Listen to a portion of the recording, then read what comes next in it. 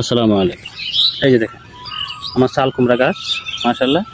এই যে এখানে উঠবে, ঠিক আছে।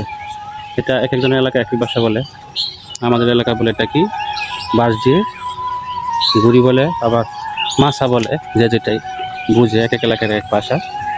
এই মাছাগুলো আজকে ঠিক করলাম বাঁশ দিয়ে, সবগুলা বাঁশ লাগিয়েছি মাশাআল্লাহ।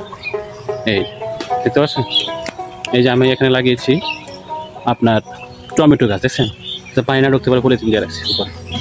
এখানের মধ্যে আমি শাল কুমড়া লাগিয়েছি, শাল কুমড়ার গাছটা বড় হইতেছে।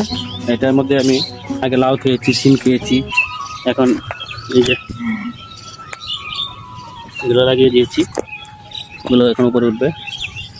এই যে এটা চিরিন্দা গাছ লাগিয়েছি বন্ধুরা, দেখছেন, এই উপরে উঠতেছে অলরেডি। সিম আর লাউ খাওয়া শেষ, এখন আমাদের গ্রামে এটা হচ্ছে চিরিন্দা বলে, চিরিন্দা বুঝতে পারছেন বন্ধুরা। এই গাছটা উঠে গেছে এখানে।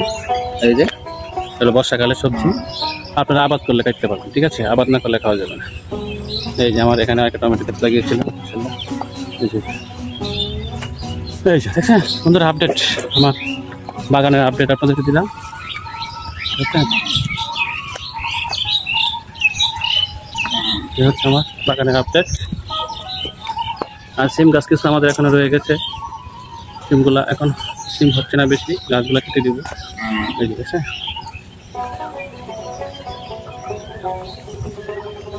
চলেন আমার কামার দিকে চলে যায়। এই যে আমার চীনা হাঁসটা এখানে,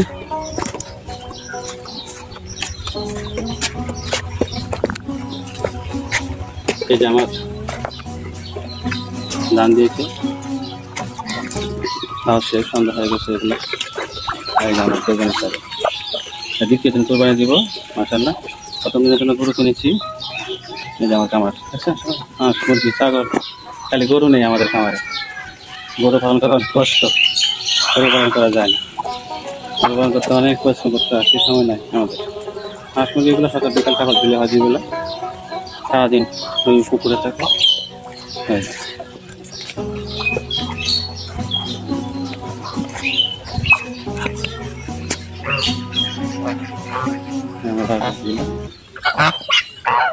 দেখেন পুকুরে আমার পানি ভর্তি হয়ে গেছে, চীনা হাঁস এখানে আসে কিছু পুকুরের মধ্যে। এই যে সাজিয়ে অনেক পানি হয়েছে মাশাআল্লাহ। কাঁঠালগুলো অনেকগুলো কাটা হয়েছে ভাই কাছে, হ্যাঁ মাশাআল্লাহ।